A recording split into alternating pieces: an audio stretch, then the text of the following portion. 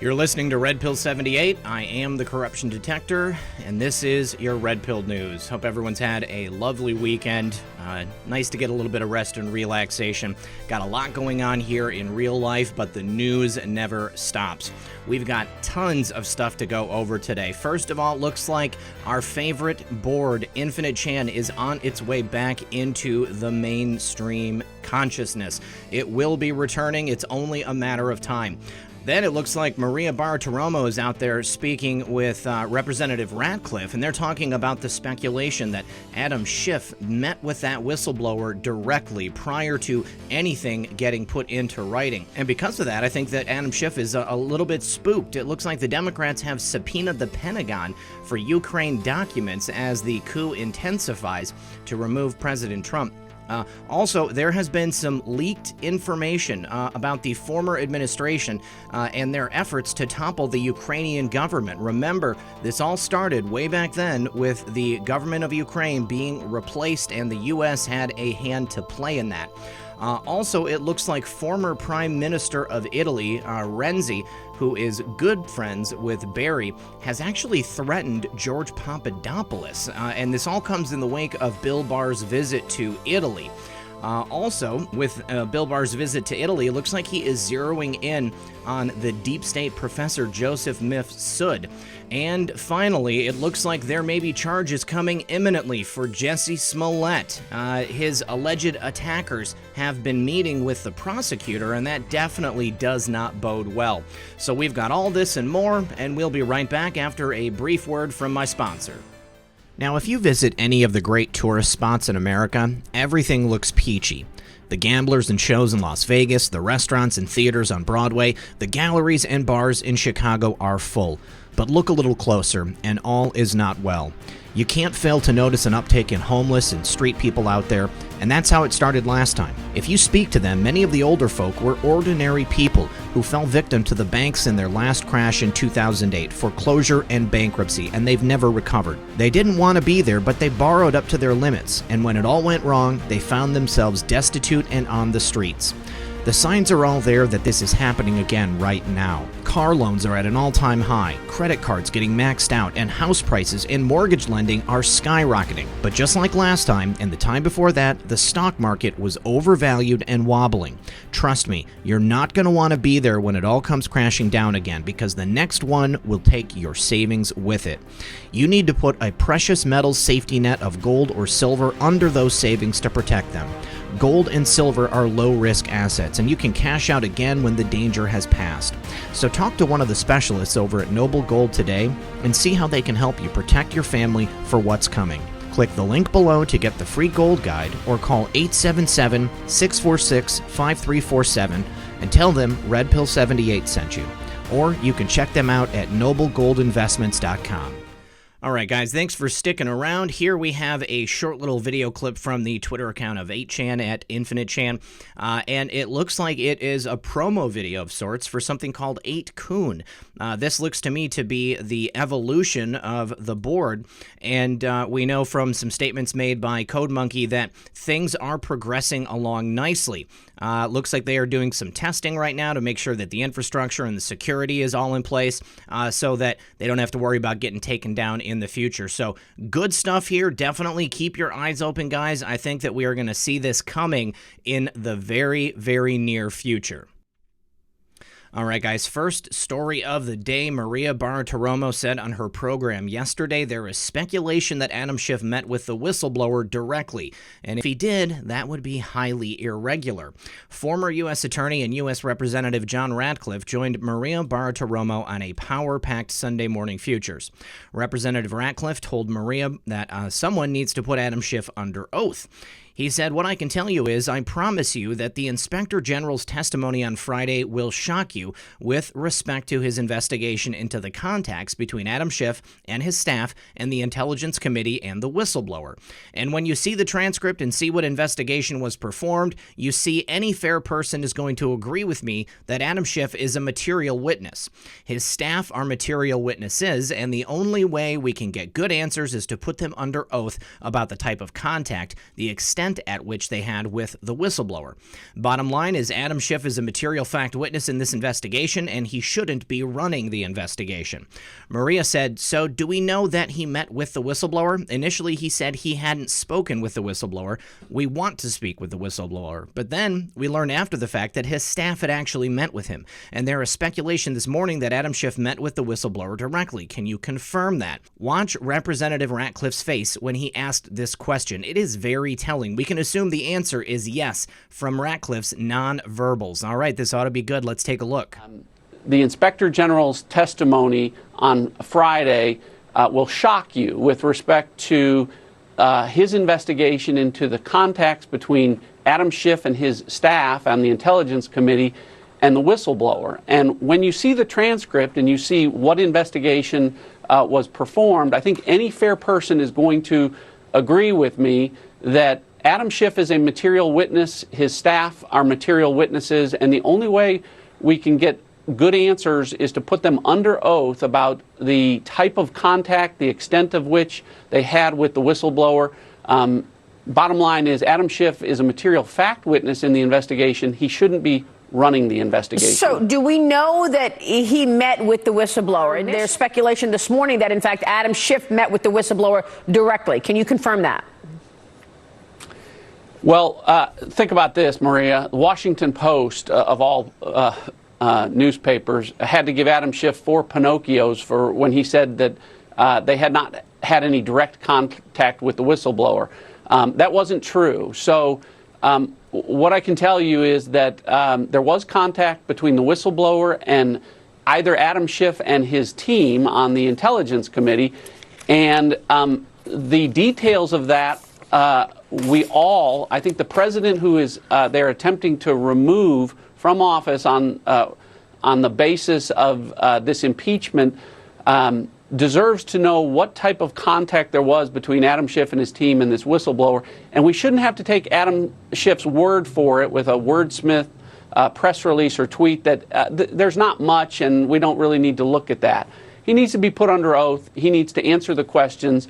And again, that is the reason that he should not be allowed to run the investigation where he and his team are central fact witnesses. All right, so 4 Pinocchios from the Washington Post. Even the Washington Post is out there admitting that Adam Schiff is lying about this entire thing. What have I been saying? This is a scripted narrative that has been in play for quite some time. Adam Schiff is running point on this, and John Ratcliffe is right. He should not be running this investigation because he completely helped make it up from the very beginning. It's quite obvious that there is collusion at play between the intelligence community, these quote-unquote whistleblowers, the Democrats in Congress, and probably even more, people going all the way back to Ukraine. So I think that Representative Ratcliffe gave us the answer. Yes, obviously, Adam Schiff and his staff had contact with this whistleblower, and not only that, but they helped devise the entire narrative, and they made it up from whole cloth. Well, as I said, probably due to that testimony on Thursday and Friday, Adam Schiff is getting pretty nervous, twitchy shifty. And House Democrats have now subpoenaed the Pentagon for Ukraine documents as the coup to remove President Trump is intensifying. House Democrats on Monday subpoenaed the Pentagon and Office of Management and Budget for Ukraine documents as part of their impeachment push against President Trump. The House Intelligence Committee, chaired by liar Adam Schiff, issued the subpoena. However, the documents will be shared among 3 key committees. These subpoena documents shall be collected as part of the House's impeachment inquiry and shared among the committees, the letter stated. Your failure or refusal to comply with the subpoena, including at the direction or behest of the President or the White House, shall constitute evidence of obstruction of the White House's impeachment inquiry and may be used as an adverse inference against you and the President, the letter stated. The Pentagon and OMB have until October 15th to produce the documents according to the letter. The House Democrats still have not voted on articles of impeachment, and they still have not named a crime committed by Donald Trump. Their impeachment inquiry is based on a partisan Clowns in America officer and leaker who is trying to pass himself off as a whistleblower. The clown officer who filed a whistleblower complaint against President Trump used secondhand knowledge and gossip to allege President Trump engaged in a quid pro quo to pressure pressure Zelensky to investigate the Biden crime family. That clown officer, who is a registered Democrat, ran to House Intel Chairman Adam Schiff staffers with the allegations without alerting the Intel community's Inspector General. Highly irregular. Furthermore, Schiff broke the House rules by withholding the classified information from the minority members of the Intel panel, like Devin Nunes. The Dems do not have a crime, so their plan is to create one out of thin air, citing obstruction of Congress. The Democrats have issued subpoenas to Secretary of State Mike Pompeo, the White House, Giuliani, and now the Pentagon. When the Trump White House and others refuse to comply with the subpoenas, the House Dems will file articles of impeachment for obstruction of Congress, not obstruction of justice. Even if the House of Representatives votes to impeach President Trump, 20 Republican senators would have to flip on Trump in order to reach the required 67 votes to convict the president in the Senate. Now, we all know that even if they can produce a crime, this article is correct. There's no way that the Senate is going to vote to actually convict President Trump of impeachment. He's committed no crimes. He's done nothing wrong. Now, what I'm wondering here is since we had the former administration had some, a couple of key things to do with the flip of that government in Ukraine, and then they had a lot of dirty dealings with them afterwards with Joe Biden and his family. Wouldn't it be funny if that subpoena from House Dems asking for documents on Ukraine, wouldn't it be hilarious if it ended up providing information which would be incriminating for Democrats, for Joe Biden, for the former administration, for their own actions in Ukraine? I guess we're going to have to wait and see. But our next story does have something to do with more dirty dealings and the poor country of Ukraine. And here we are. Leaked Obama officials, including ambassador, discuss toppling Ukrainian government and replacing officials with Biden's approval. But this was okay, according to the media. In 2014, a phone call was hacked and released between Victoria Nuland, Assistant Secretary of State for Europe, and U.S. Ambassador to Ukraine Jeffrey Pyatt. The call was leaked to the news media on February 4th of 2014. So the call itself is discussing planning of the coup to overthrow the elected presidency of Viktor Yanukovych. Now, Nuland and Ambassador Pyatt are talking about who they would allow to come into the new regime. And for some reason, they needed to okay it with the U.S. media and with Joe Biden, probably because Joe Biden needed to make sure that whoever was in this new government in Ukraine was not going to be interested in prosecuting his son or for looking into crimes that he himself has committed. And today, the Democrats and the fake news want President Trump impeached for discussing Joe Biden's multi-million-dollar pay-for-play scheme. The media says this is interference, but toppling a government is just fine when the former administration did it. Now, also, one of the main things that I see repeated over and over again in the media is that President Trump is going after a political opponent, and Rudy Giuliani made an excellent point over the weekend. Just because Joe Biden is a political opponent is no good reason to not investigate crimes he's committed. He said, what if the political opponent was a murderer?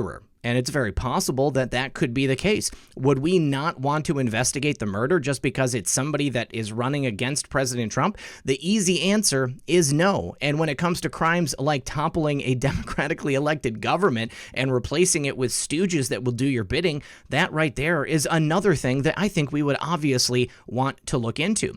Let's go ahead and take a listen to this call because it is very illuminating. What do you think? I think we're in play. So I don't think cleats should go into the government. I don't think it's necessary. I don't think it's a good idea. My understanding from that call, but you tell me, was that the big three were going into their own meeting and that Yats was going to offer in that context a three-way, the 3+1 conversation or 3+2 with you. Is that not how you understood it? No, I mean, that's what he proposed, but I think just knowing the dynamic that's been with them where Klitschko has been the top dog. He's going to take a while to show up for whatever meeting they've got. He's probably talking to his guys at this point. So I think you reaching out directly to him helps with the personality management among the three, and it gives you also a chance to move fast on all this stuff and put us behind it before they all sit down and he explains why he doesn't like it. And the other issue is some kind of outreach to Yanukovych, but we probably regroup on that tomorrow as we see how things start to fall into place. So on that piece, Jeff, when I wrote the note, Sullivan's come back to me, VFR, saying you need Biden, and I said probably tomorrow for an attaboy and to get the deets to stick. So Okay. Biden's willing. Okay. Absolutely incredible. They need Joe Biden to give an attaboy to confirm the people that they are working to place inside this new Ukrainian regime after they helped to topple the first democratically elected government of Ukraine there. Just insane to think that the press has known about this for years. Talk about interference and obstruction, and never a word. You know, I remember when this call was initially leaked 5 years ago. I remember hearing it, and I remember just absolutely being flabbergasted to think that these people are talking in just such matter-of-fact terms about all of this happening in Ukraine, the destruction, the deaths that took place. There was a lot of coverage back then coming out showing the day-to-day actions of what was happening to the people in Ukraine, and it was absolute chaos. And the country has never quite been the same. And I think that when it all comes down to it, we can ascribe that to the last administration and even more specifically to Joe Biden. Joe Biden needed to have a hand in what was going into that government, because if it wasn't for that, then his son and him and his family would have been looking at possible charges quite a few years ago. But now justice is finally being done. And this has nothing to do with reprisal. This has nothing to do with interfering with a political adversary. This is about the rule of law, both here in the United States and there in the Ukraine. Now, former Italian Prime Minister and good friend of Barry Obama, Renzi, has apparently threatened George Papadopoulos, and this is after Bill Barr visited Italy to investigate the connections between that country and the coup to remove President Trump. AG Barr and his investigator John Durham must be getting close to the beginnings of the deep state's Russia collusion sham investigation. Italy's former Prime Minister and friend of Barry is so hot he's discussing suing George Papadopoulos. Maria Bartiromo from Sunday Morning Futures on Fox News had George on her show this morning, and he shared many events that the deep state took to set him up in 2016 and 2017. He also reported that the former Prime Minister of Italy was reportedly considering suing him as of a couple of days ago. This is the same time that AG Barr was in Italy looking into deep state crimes surrounding that 2016 campaign. Reached out to you between 2016 and 2017 when you were working for the Trump campaign. I think it's really interesting that just this week we learned new information that the former Prime Minister of Italy is threatening to sue you. This is ex-Italian Prime Minister Renzi threatening to sue George Papadopoulos. What do you think this is all about, George? Well, I think obviously somebody's connecting dots, and these dots are directly leading to Rome, and Rome might actually be the epicenter of this entire conspiracy, even more so than London, which I initially thought. Look, Attorney General Barr was recently in Italy along with John Durham. They were obviously looking into Joseph Mifsud's extensive connections to both the Italian government, documented, and Italian intelligence services, and they were probably looking into this university link campus and Vincenzo Scotti. Right. And who was the prime minister while all this was going on? Matteo Renzi. Mm-hmm. And now all of a sudden he had some sort of meltdown a couple days ago. He's threatening to sue me, and he went on a rant about the president. So clearly he's feeling the heat. And it feels like the CIA is also among the agencies that will be questioned as a result of gathering all of these people together, which really makes it look like this incredible network of diplomats across the world working with the CIA or the FBI. We'll see. We're getting the IG report in the next 2 weeks. Let me ask you. That's right. The clowns in America were running the entire thing. That is why we had former clown director Brennan out there the other day talking about the fact that he himself is going to be interviewed by John Durham. This should yield much bitter fruit, and it's not going to bode well for the clowns in America.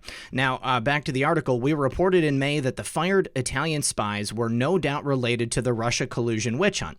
Our story begins in January 2017 when Computer World wrote about alleged crimes committed by Renaissance man Italian Giulio Occhionero. Good guy, definitely check out my reporting on him in the past.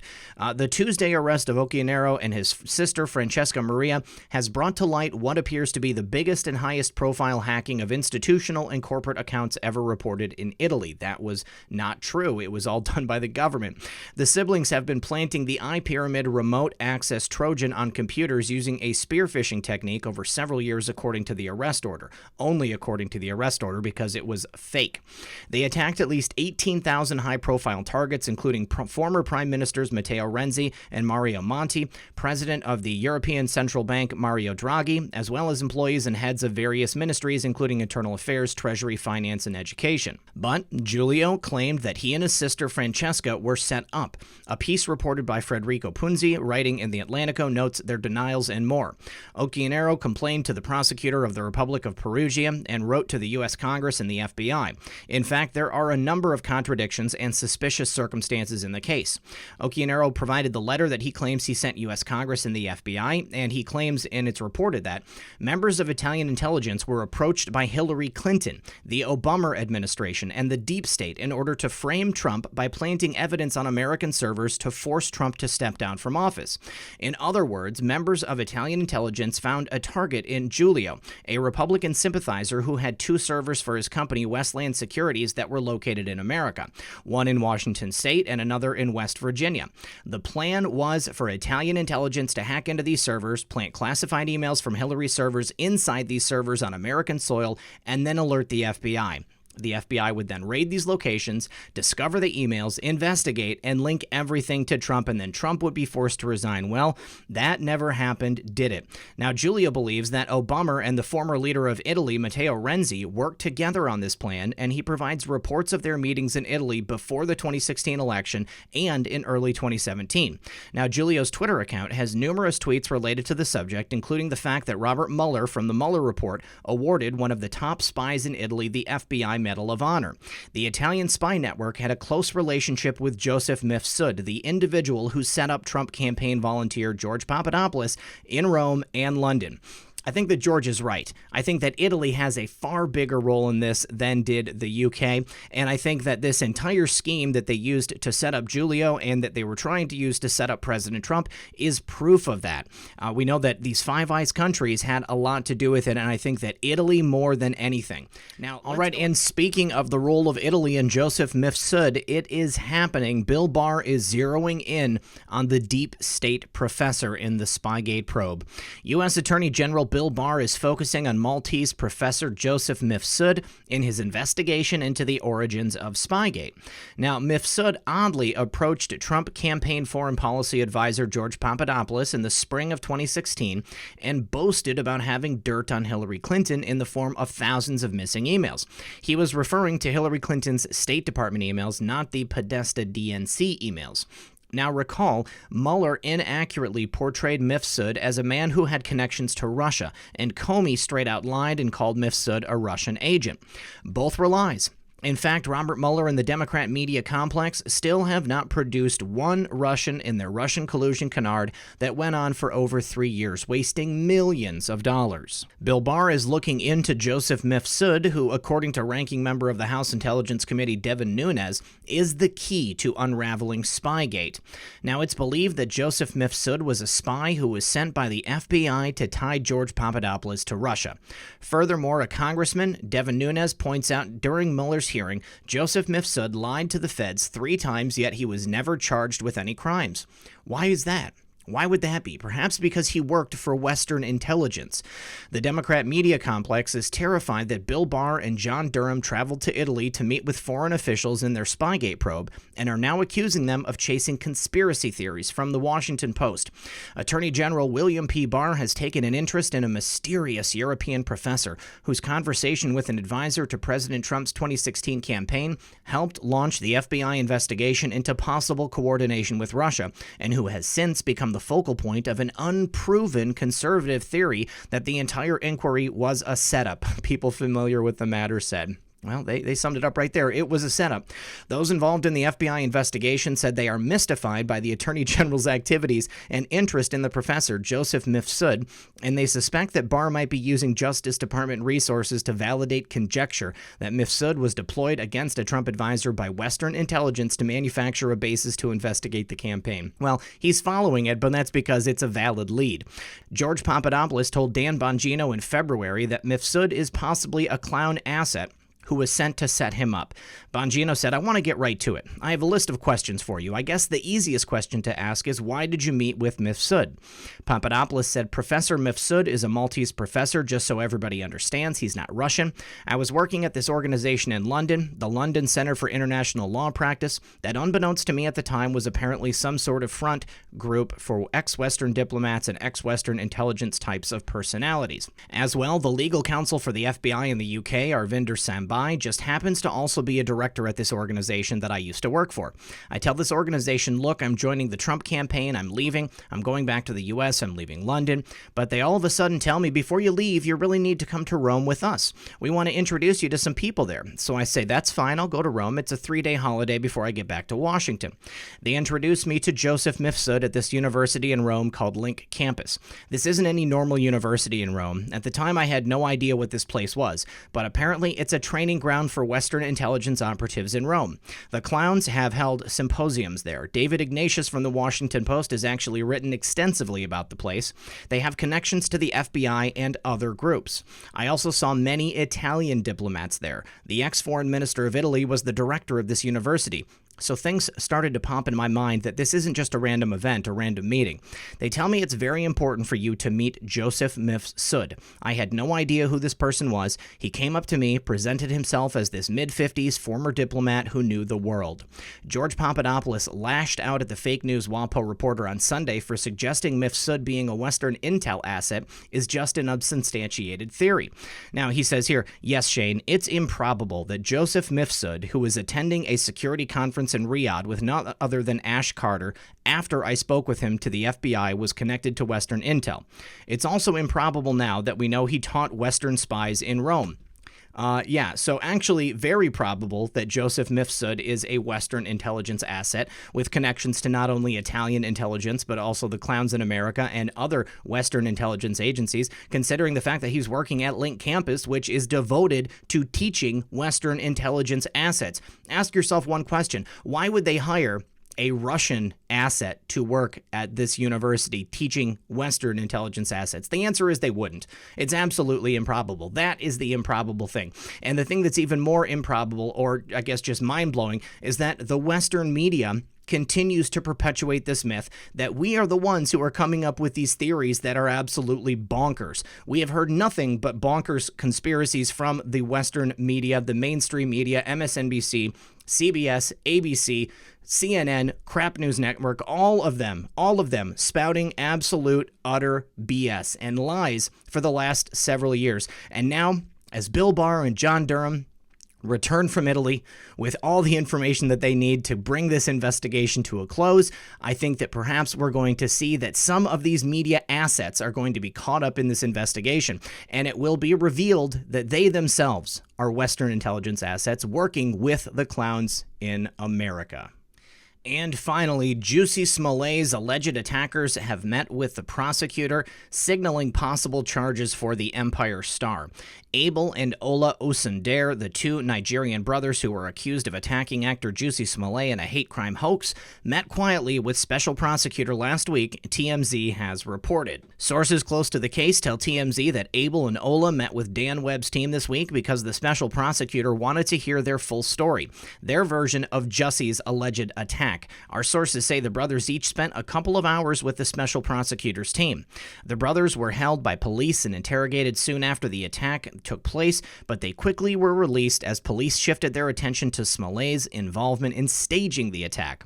The actor told police that the main attacker was wearing a ski mask that covered his entire face with the exception of the area around his eyes, by which Smollett could tell the attacker was white-skinned. Now, this is according to the lawsuit against Smollett filed by the city of Chicago. Now, Smollett, who is black, allegedly hired the brothers, who are also black, to attack him in this hate crime hoax. To bolster his claim that the attackers were white, Smollett said the two men yelled racist and homophobic remarks, at one point invoking President Trump's signature slogan, "Make America Great Again," by saying, "This is MAGA country." And that story quickly fell apart. A Chicago grand jury indicted Smollett in March on 16 felony counts that he allegedly lied to police about being the victim of this hate crime. And those charges came after he was arrested in February and charged with felony disorderly conduct for the allegedly false police report.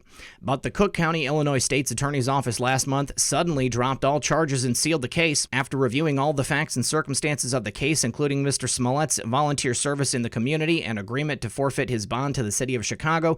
"We believe this outcome is a just disposition and appropriate resolution of the case," the office said in a statement.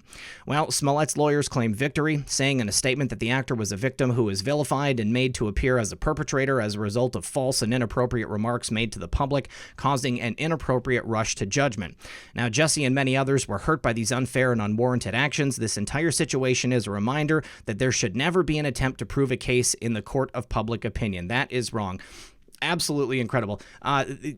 Trying this in the court of public opinion is exactly what Jesse and his lawyers tried to do until it backfired, and it turned out that the entire thing was a hoax. We had people in politics talking about this. We had Kamala Harris, Cory Booker. We had people in Hollywood. Everybody was talking about this. And then once it was revealed that it was all a hoax and that Jesse paid these guys to do this to him in order to probably bolster his career, nothing. Absolutely zip. Not a word from anyone. Well, I'm really happy to know that the special prosecutor is still hard at work on this case, and I am going to just be waiting in the wings with bells on when Jesse is finally charged, because this is a real travesty of justice. This was not an accurate disposition of justice. He needs to get in trouble. This was a serious, serious act, and it caused a lot of problems all throughout America and a lot of racial tension. All right, guys, that is all that I have for you today. I want to thank everyone for joining me. As always, this has been Red Pill 78. I am the Corruption Detector, and this was your Red Pill News. Good luck, everyone, and God bless. Hey guys, it's Red Pill. I just wanted to say once again, thank you very much for supporting my channel. If you want to, there are links in the description of this video below for several different ways that you can help out. Also, don't forget that when you support my sponsors, you are supporting the channel. Without them, I would not be able to keep doing the work that I'm doing. Also, if you are not already, please make sure that you are subscribed to the channel and that you click that notification bell to make sure that you get notifications every time that I do put a video out. And you can also follow me on Twitter at RedPill78. So thanks again, you guys, and I'll see you next time.